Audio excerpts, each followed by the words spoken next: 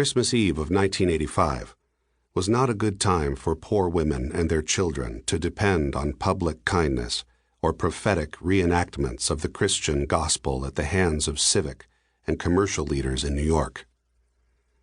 It was a time when opulence among the city's newly minted rich and super-rich was flaunted with an unaccustomed boldness in the face of New York City's poor and homeless people, thousands of whom were packed into decrepit, drug-infested shelters, most of which were old hotels situated in the middle of Manhattan, some of which, in decades past, had been places of great elegance. One of the largest shelters was the Martinique Hotel, across the street from Macy's and 1 block from Fifth Avenue.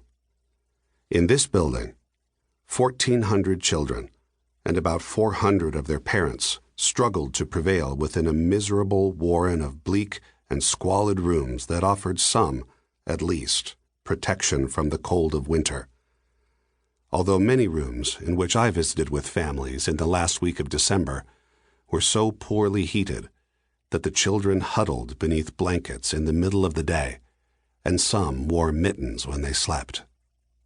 I remember placing calls on freezing nights from phone booths on 6th Avenue or Broadway, trying to reach Stephen Banks, a legal aid attorney who performed innumerable rescue actions for the families in the Martinique that year.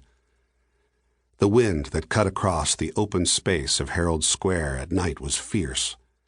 The sidewalks felt like slabs of ice, and kids and parents from the Martinique who had to venture out for milk or bread or medicines would bundle up as best they could in layers of old clothes and coats, if they did have coats, or sweatshirts with the hoods drawn tight around their chins. Dozens of kids I knew within the building suffered from chronic colds. Many were also racked by asthma and bronchitis. Infants suffered from diarrhea. Sleepless parents suffered from depression. Mothers wept in front of me. I had never seen destitution like this in America before. 20 years earlier, I had taught young children in the black community of Boston and had organized slum tenants there and lived within their neighborhood and had been in many homes where rats cohabited with children in their bedrooms. But sickness, squalor, and immiseration on the scale I was observing now were virtually unknown to me. Almost every child that I came to know that winter in the Martinique was hungry. On repeated evenings, when I went to interview a family, I gave up asking questions when a boy or girl would eye the denim shoulder bag I used to carry, in which I often had an apple or some cookies or a box of raisins, and would give them what I had. Sometimes, I would ask if I could look into the small refrigerators that the hotel had reluctantly provided to the families. Now and then, I'd find a loaf of bread, or several slices of bologna, or a slice or two of pizza that had gone uneaten from the day before. Often, there was nothing but a shriveled piece of fruit, a couple of jars of applesauce, a tin of peanut butter. Sometimes not even that. I continued visiting the Martinique throughout the next 2 years. During that time, a play about impoverished children of the 19th century in Paris called Les Miserables opened to acclaim in the theater district of New York.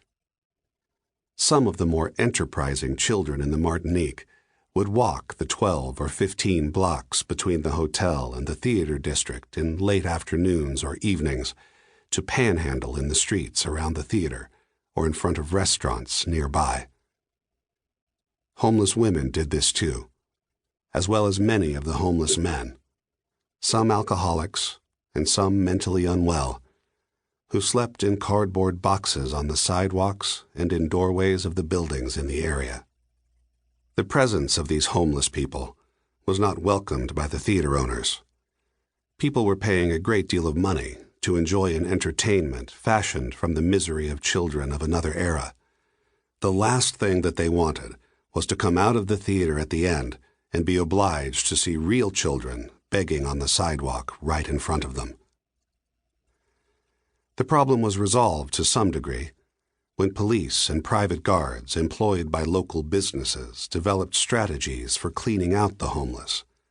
Sanitation terms like cleaning out were used without embarrassment from the streets around the theaters.